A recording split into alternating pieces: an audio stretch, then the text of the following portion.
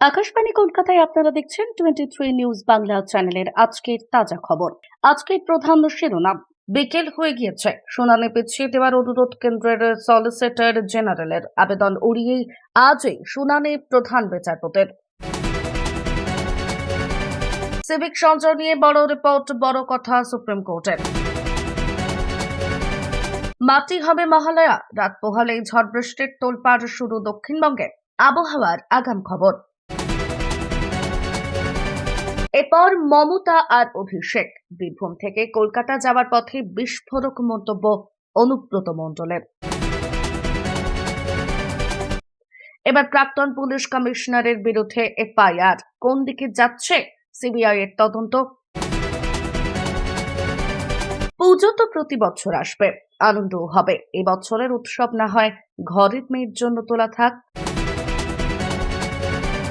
তোমার চেয়ে যোগ্য আর কেউ ছিল না, দাদা সাহেব পালকির জন্য মিঠুনকে শুভেচ্ছা দেবের। প্রতিদিন সেরা খবর পেতে আমাদের এই 23 নিউজ বাংলা চ্যানেলটিকে সাবস্ক্রাইব করে বেল আইকনটি প্রেস করুন আর সঠিক এবং সত্যের সাথে থাকুন।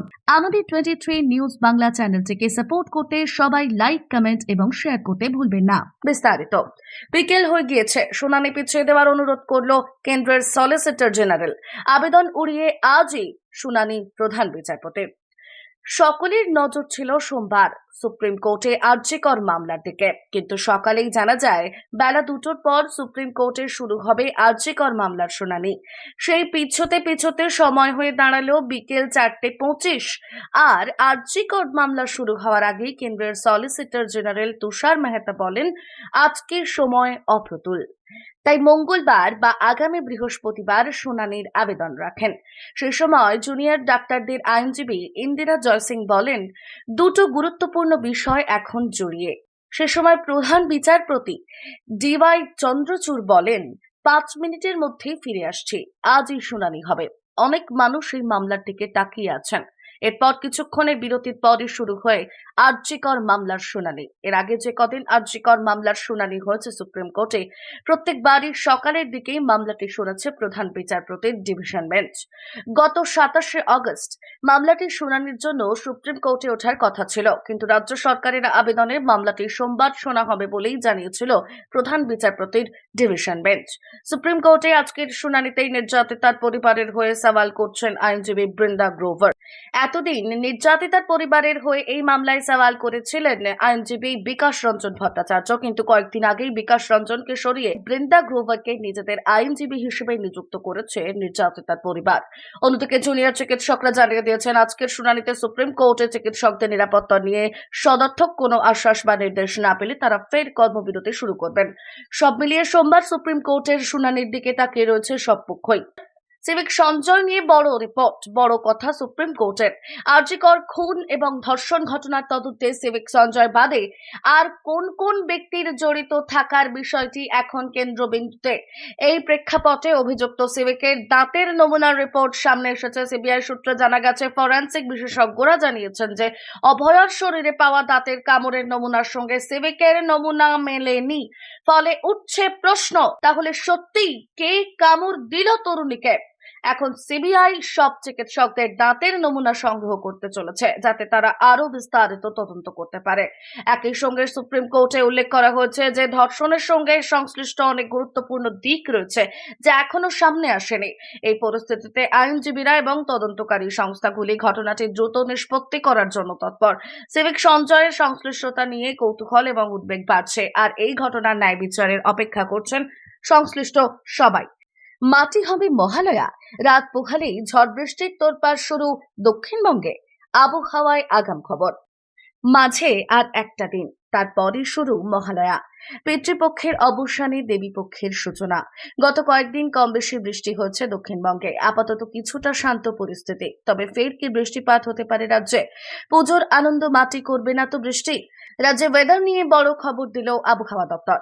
মঙ্গলবার হালকা থেকে ভারী বৃষ্টির সম্ভাবনা রয়েছে দুই বর্ধমান এবং পশ্চিম মেদিনীপুরে। আবহাওয়া দপ্তর সূত্রে খবর, আপাতত রাজ্যে ভারী বৃষ্টির সম্ভাবনা নেই, তবে হালকা থেকে মাঝারি বৃষ্টি চলবে। বিক্ষিপ্তভাবে বজ্রবিদ্যুৎ সহ হালকা বৃষ্টির পূর্বাভাস রয়েছে একাধিক জেলায়। মঙ্গলবার থেকে শুক্রবার পর্যন্ত দক্ষিণবঙ্গের প্রায় সব জেলাতেই হালকা বৃষ্টি হতে পারে। আবহাওয়া দপ্তর আরও জানাচ্ছে, মহালয়ার দিন দক্ষিণবঙ্গে ভারী বৃষ্টির সম্ভাবনা সেভাবে নেই, তবে দুই একটি জেলায় বিক্ষিপ্ত হালকা বৃষ্টি হতে পারে। বিক্ষিপ্তভাবে বৃষ্টি চলবে দুর্গাপুজো পর্যন্ত। আবহাওয়া দপ্তর সূত্রে খবর, বৃষ্টি চললেও দক্ষিণবঙ্গে পুজোর আগে ভারী বৃষ্টির পূর্বাভাস নেই। হাওয়া অফিস সূত্রে খবর, মঙ্গলবার হালকা থেকে মাঝারি বৃষ্টি হলেও আগামী দিনগুলিতে ধীরে ধীরে আরো পরিষ্কার হবে আবহাওয়া। চলতি সপ্তাহে তেমনই ভারী বৃষ্টির পূর্বাভাস নেই কলকাতা সহ দক্ষিণবঙ্গের কোনো জেলাতেই। আগামী 24 ঘন্টায় কলকাতা সহ সংলগ্ন এলাকার আকাশ আংশিক মেঘলা থাকতে পারে। এদিকে দক্ষিণবঙ্গের বৃষ্টি কমলেও উত্তরবঙ্গে ফের ভারী বৃষ্টির পূর্বাভাস মিলছে। মঙ্গলবার থেকে উত্তরবঙ্গের কিছু জেলায় বৃষ্টির পরিমাণ বাড়তে পারে বলে জানিয়েছে আবহাওয়া দপ্তর। কোথাও কোথাও বিক্ষিপ্ত ভারী বৃষ্টিও হতে পারে। মঙ্গলবার হালকা ভিজতে পারে উত্তরের প্রায় সব জেলায়। এরপর মমতা আর অভিষেক বীরভূম থেকে কলকাতা যাওয়ার পথে বিস্ফোরক মন্তব্য অনুব্রত মণ্ডলের। গরু পাচার মামলায় ছাড়া পাওয়ার পর গত মঙ্গলবার নিজের বাড়িতে ফিরে কেঁদে ভাসিয়েছিলেন বীরভূম জেলা তৃণমূল সভাপতি অনুব্রত মণ্ডল। রবিবার সেই ঘটনার পুনরাবৃত্তি হয়। এদিন সকালে কঙ্কালীতলার মন্দিরে পুজো দিতে গিয়ে কান্নায় ভেঙে পড়েন বীরভূমের বাঘ। পুজো দিয়ে কেষ্ট বলেন, মমতা বন্দ্যোপাধ্যায় কঙ্কালীতলা, ফুল্লরা, তারাপীঠ, পাথর চাপুরিতে টাকা দিয়েছিলেন। উন্নয়ন কিছুটা বাকি রয়েছে, দীপাবলির পর সেই কাজ হয়ে যাবে। এদিকে রবিবার শক্তিগড়ে দাঁড়িয়ে কলকাতা আসার পথে সান্ধ্য ভোজন সারেন অনুব্রত। এবার খাবারের বিষয়ে চরম সতর্ক কেষ্ট।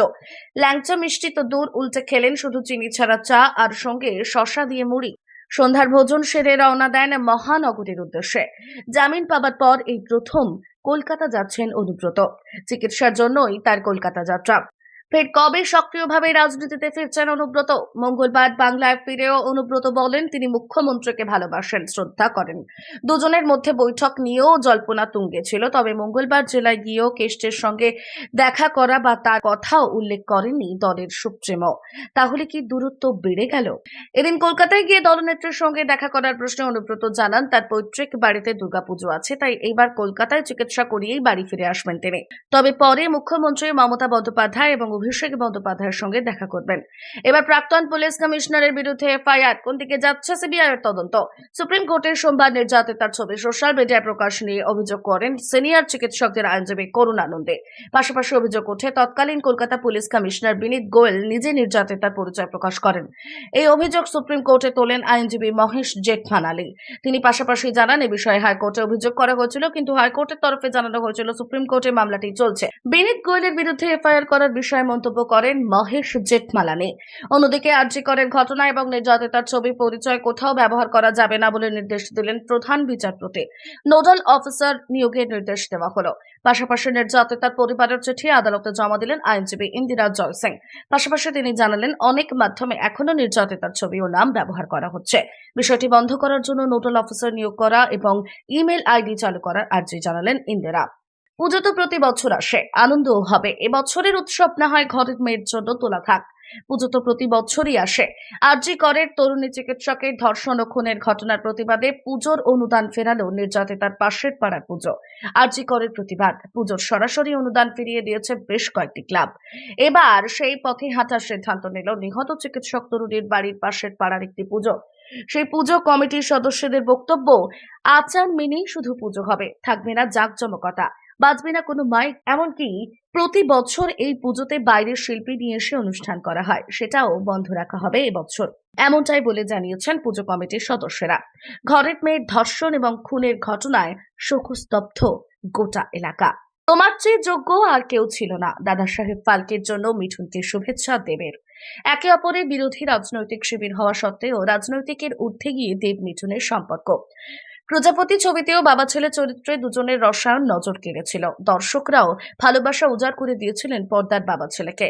তারপরই ভবিষ্যৎ মহাগুরুর সঙ্গে আরো কয়েকটি সিনেমা করার ইচ্ছে প্রকাশ করেন দেব। সোমবার মিঠুন চক্রবর্তী যখন দাদা সাহেব ফালকে পুরস্কারে সম্মানে ভূষিত হন, তখন নেটপাড়ায় একাংশ তার রাজনৈতিক দলের প্রসঙ্গ টেনে কটাক্ষ করেন। তাদের দাবি, মোদী ঘনিষ্ঠ বলেই মিঠুনের কপালে দাদা সাহেব ফালকে জুটেছে। সেই প্রেক্ষিতেই মহাগুরুর হয়ে ময়দানে দেব। নিন্দুকের বড় আঙুল দেখিয়ে দেব এক্স হ্যান্ডেলে লিখেছেন, শুভেচ্ছা মিঠুন দা, এই পুরস্কারের জন্য তোমার চেয়ে যোগ্য আর কেউ ছিল না। অভিনয় জগতে তোমার অসামান্য অবদান সত্যি অতুলনীয়। একটা সময় দাঁতে দাঁত চেপে বম্বে ফিল্ম ইন্ডাস্ট্রিতে পড়েছিলেন মিঠুন চক্রবর্তী। 70-এর দশকে বলিউডের পরিচালক প্রযোজকরা যখন মিঠুনের চেহারা, গড়ন, গায়ের রং নিয়ে কটাক্ষ করতেন, বলতেন, আয়নায় নিজের মুখ দেখেছ? কোনো দিক থেকে হিরোসুলভ ব্যাপার আছে তোমার চেহারায়? তখনও কিন্তু দমে যাননি মিঠুন চক্রবর্তী। একরোখা জেদ আর স্ট্রিট ফাইটার স্পিরিটে নিজেকে প্রমাণ করে দিয়েছেন ডিস্কো ডান্সার। মহাগুরুর সেই স্ট্রাগল পিরিয়ড অনেকের কাছেই অনুপ্রেরণা। দেবও বহুবার ব্যক্তি মিঠুন চক্রবর্তীর প্রশংসা করেছেন। মিঠুনের লড়াই থেকে অনুপ্রেরণার কথাও বলেছেন টলিউড সুপারস্টার। রাজনীতির ঊর্ধ্বে গিয়ে সিনেমার বাইরে মিঠুনদাকে অভিভাবক হিসাবেই সম্মান করেন দেব। এ কথা দেব আগেও একাধিকবার বলেছেন। Bureau report, 23 news Bangla channel.